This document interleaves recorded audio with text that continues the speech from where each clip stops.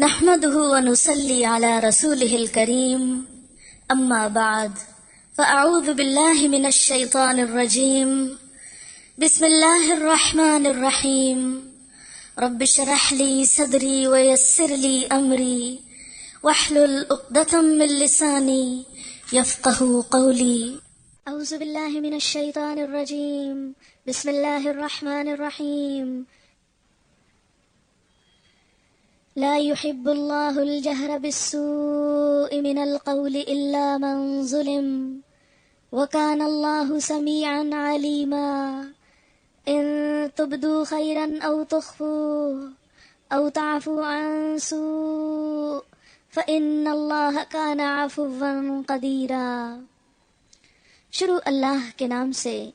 جو بے انتہا مہربان نہایت رحم فرمانے والا ہے۔ اللہ اس بات کو پسند نہیں کرتا کہ آدمی بدگوئی پر زبان کھولے الا یہ کہ کسی پر ظلم کیا گیا ہو، اور اللہ سب کچھ سننے اور جاننے والا ہے۔ مظلوم ہونے کی صورت میں اگرچہ بدگوئی کی جا سکتی ہے، لیکن اگر تم ظاہر و باطن میں بھلائی ہی کیے جاؤ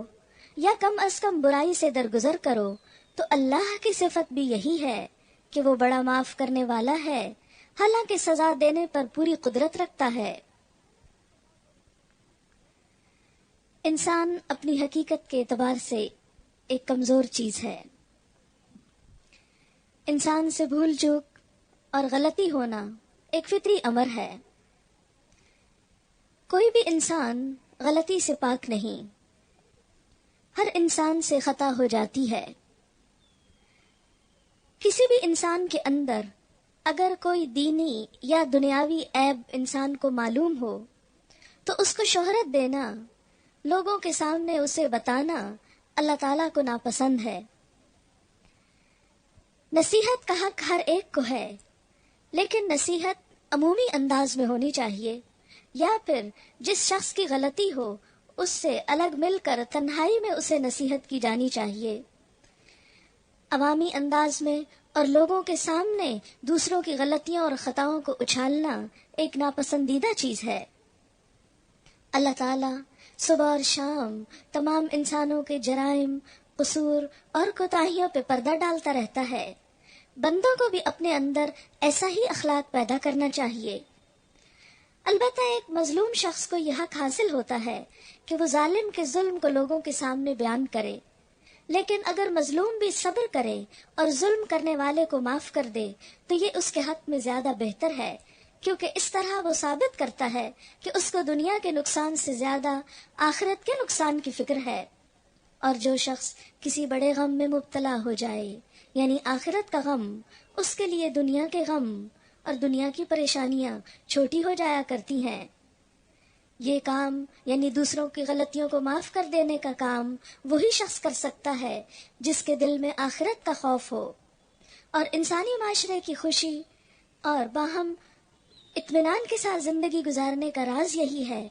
کہ لوگ عام طور پر ہو جانے والی چھوٹی چھوٹی غلطیوں اور خطاؤں کو معاف کر دیا کریں، کیونکہ اللہ تعالیٰ کی صفت بھی یہی ہے کہ وہ اپنے بندوں کو معاف کرتا رہتا ہے۔ ایک حدیث میں آتا ہے کہ معاف کر دینے سے اللہ بندے کی عزت بڑھاتا ہے۔ من تواضع للہ رفعہ اللہ، جو اللہ کی خاطر تواضع برتتا ہے، عاجزی اختیار کرتا ہے، اللہ تعالیٰ اس کو بلندی عطا کرتے ہیں۔ ان الذين يكفرون بالله ورسله ويريدون ان يفرقوا بين الله ورسله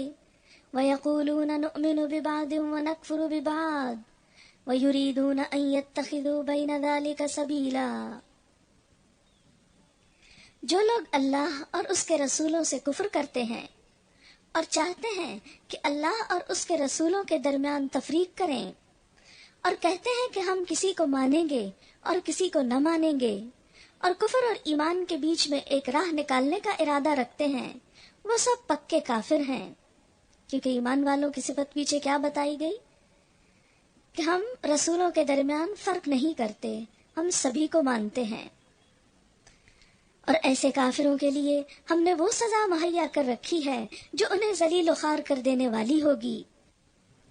بخلاف اس کے جو لوگ اللہ اور اس کے تمام رسولوں کو مانیں اور ان کے درمیان فرق نہ کریں،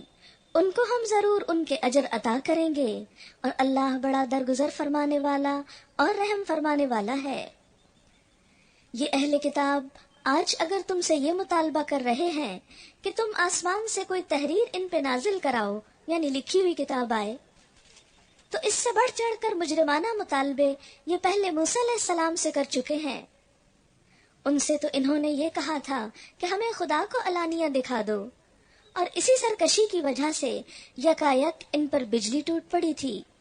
پھر انہوں نے بچڑے کو اپنا معبود بنا لیا، حالانکہ یہ کھلی کھلی نشانیاں دیکھ چکے تھے۔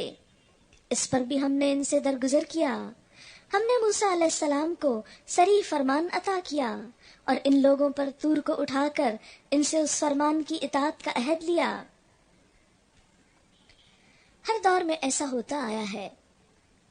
کہ لوگوں نے نہ ماننے کا یہ بہانہ تلاش کیا کہ پیغمبر ہمیں ہماری پسند کا معجزہ نہیں دکھاتا، لیکن حقیقت یہ ہے کہ اللہ تعالیٰ نے مختلف انبیاء کو مختلف معجزات عطا کیے، لیکن معجزات دیکھ لینے کے باوجود بھی لوگ نہ مانے۔ اس لیے اللہ تعالیٰ لوگوں کو معجزات کے بل پر منوانے کی بجائے دلیل کے ساتھ بات منوانا چاہتا ہے، تاکہ وہ بات ان کی عملی زندگی کا ایک حصہ بن جائے۔ ہم نے ان کو حکم دیا کہ دروازے میں سجدہ ریز ہوتے ہوئے داخل ہو۔ ہم نے ان سے کہا کہ سبت کا قانون نہ توڑو، اور اس پر ان سے پختہ عہد لیا۔ آخر کار ان کی عہد شکنی کی وجہ سے، اور اس وجہ سے کہ انہوں نے اللہ کی آیات کو جھٹلایا اور متعدد پیغمبروں کو ناحق قتل کیا، اور یہاں تک کہا کہ ہمارے دل غلافوں میں محفوظ ہیں، حالانکہ در حقیقت ان کی باطل پرستی کے سبب سے اللہ نے ان کے دلوں پر ٹھپا لگا دیا ہے، اور اسی وجہ سے یہ بہت کم ایمان لاتے ہیں۔ پھر اپنے کفر میں اتنے بڑھے کہ مریم علیہ السلام پر سخت بہتان لگایا۔ حضرت مریم کو یوسف نجار کے ساتھ منسوب کر کے ان پر بدکاری کا الزام لگایا گیا۔ بنی اسرائیل کہ ہاں حضرت مریم اور ان کے گھرانے کی بہت قدر و قیمت تھی۔ جب عیسیٰ علیہ السلام نے حضرت مریم کی پاک دامنی کی گواہی دی تو وقتی طور پر یہ لوگ مان گئے، لیکن اس کے بعد جب عیسیٰ علیہ السلام ان لوگوں کو اللہ کی طرف بلانے لگے تو انہوں نے آپ کی بات کا انکار کرنے کے لیے مریم علیہ السلام پر سخت بہتان لگایا۔ اللہ تعالیٰ اس بات کو ان کا بہتان قرار دیتے ہیں، اور خود کہا کہ ہم نے مسیح عیسیٰ ابن مریم رسول اللہ کو قتل کر دیا ہے، حالانکہ فی الواقع انہوں نے نہ اس کو قتل کیا نہ صلیب پر چڑھایا، بلکہ معاملہ ان کے لیے مشتبہ کر دیا گیا۔ اور جن لوگوں نے اس کے بارے میں اختلاف کیا ہے وہ بھی دراصل شک میں مبتلا ہیں۔ ان کے پاس اس معاملے میں کوئی علم نہیں، محض گمان ہی کی پیروی ہے۔ انہوں نے مسیح علیہ السلام کو یقین کے ساتھ قتل نہیں کیا، بلکہ اللہ نے اس کو اپنی طرف اٹھا لیا۔ اللہ زبردست طاقت رکھنے والا اور حکیم ہے، اور اہل کتاب میں سے کوئی ایسا نہ ہوگا جو اس کی موت سے پہلے اس پر ایمان نہ لے آئے گا، اور قیامت کے روز وہ ان پر گواہی دے گا۔ حضرت عیسیٰ علیہ السلام کے بارے میں قرآن پاک کی یہ آیت ہمیں یہ بتاتی ہے کہ ان کے برا چاہنے والوں نے انہیں جب صلیب پر لٹکانے کا فیصلہ کیا اور اپنے خیال کے مطابق لٹکا بھی دیا، تو اللہ تعالیٰ نے اس بات کی تردید فرمائی اور فرمایا وَمَا قَتَلُوهُ، انہوں نے اس کو قتل نہیں کیا، وَمَا صَلَبُوهُ، اور نہ انہوں نے اس کو صلیب پہ چڑھایا، وَلَكِنْ شُبِّهَ لَهُمْ، لیکن معاملہ ان کے لیے مشتبہ ہو گیا، یعنی اصل حقیقت کا انہیں علم نہیں کہ کیا ہوا،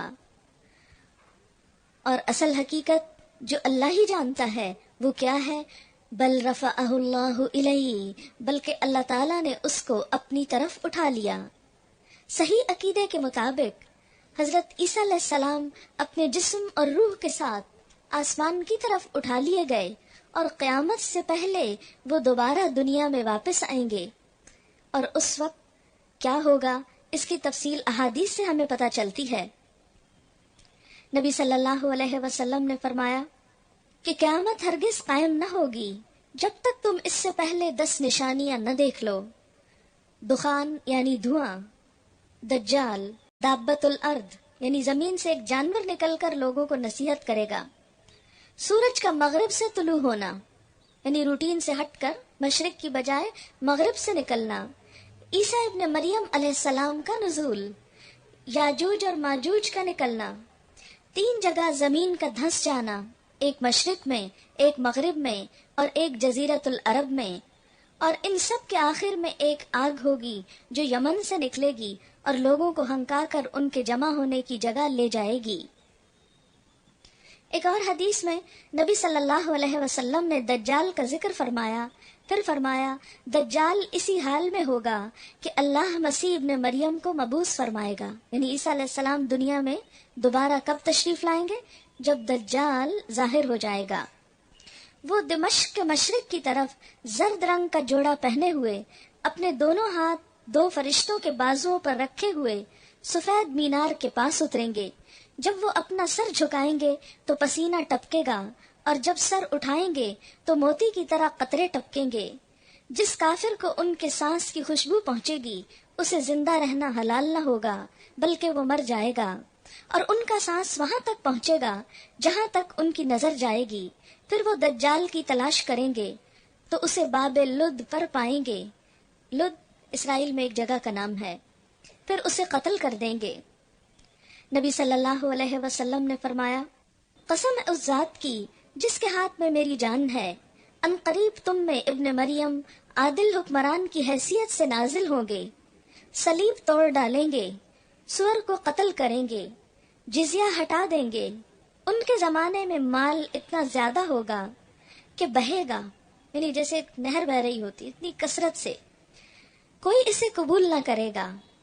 یعنی لوگ مال کی بجائے عبادت کو ترجیح دیں گے، یا یہ کہ سب دینے والے ہوں گے اور لینے والا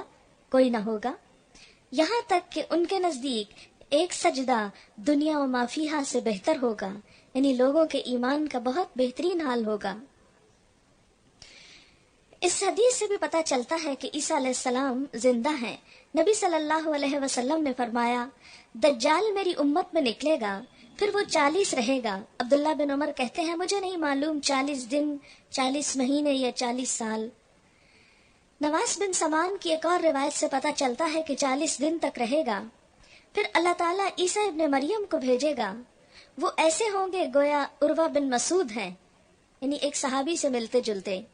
عیسیٰ علیہ السلام اسے تلاش کریں گے، پھر اسے مار ڈالیں گے، پھر 7 سال تک لوگ اس طرح رہیں گے کہ 2 آدمیوں میں دشمنی نہیں ہوگی، یعنی سب کے دل صاف ہو جائیں گے۔ تو اس سے کیا پتہ چلتا ہے کہ عیسیٰ علیہ السلام نہ تو قتل ہوئے، نہ انہیں پھانسی دی گئی، بلکہ اللہ تبارک و تعالیٰ نے انہیں صحیح و سلامت اپنی طرف زندہ اٹھا لیا۔ وہ زندہ ہیں، قیامت کے قریب اتریں گے، اور دوسرے فرائض کی ادائیگی کے ساتھ ساتھ دجال کو بھی قتل کریں گے۔ اس لیے کسی بھی اور انسان کو مسیح ماننا یا مسیح مسیح ماننا درست نہیں، کیونکہ ابھی تک نہ تو دجال کا ظہور ہوا ہے اور نہ ہی وہ قتل ہوا ہے، اس لیے کسی اور کے عیسیٰ علیہ السلام کی شکل میں بن کر آنے کی کوئی گنجائش ہی نہیں نکلتی۔ اور پھر فرمایا کہ اہل کتاب میں سے بھی کوئی ایسا نہیں جو مرنے سے پہلے آپ پر ایمان نہ لے آئے۔ یہ بھی ہو سکتا ہے کہ موت کے وقت ان کو آپ کی شکل دکھائی جاتی ہو، یا یہ بھی ہو سکتا ہے کہ آپ جب دنیا میں دوبارہ تشریف لائیں گے تو جتنے بھی اہل کتاب کے لوگ ہوں گے وہ سب آپ پر ایمان لے آئیں گے، اور قیامت کے دن وہ ان پر گواہی دیں گے۔ غرض ان یہودی بن جانے والوں کے اسی ظالمانہ رویے کی بنا پر، اور اس بنا پر کہ یہ بکثرت اللہ کے راستے سے روکتے ہیں اور سود لیتے ہیں جس سے انہیں منع کیا گیا تھا، اور لوگوں کے مال ناجائز طریقوں سے کھاتے ہیں، ہم نے بہت سی وہ پاک چیزیں ان پر حرام کر دیں جو پہلے ان کے لیے حلال تھیں، اور جو لوگ ان میں سے کافر ہیں ان کے لیے ہم نے دردناک عذاب تیار کر رکھا ہے، مگر ان میں جو لوگ پختہ علم رکھنے والے ہیں اور ایماندار ہیں وہ سب اس تعلیم پر ایمان لاتے ہیں جو تمہاری طرف نازل کی گئی ہے اور جو تم سے پہلے نازل کی گئی تھی۔ اس طرح کے ایمان لانے والے اور نماز اور زکوٰۃ کی پابندی کرنے والے اور اللہ اور روز آخر پر سچا عقیدہ رکھنے والے لوگوں کو ہم ضرور اجر عظیم عطا کریں گے۔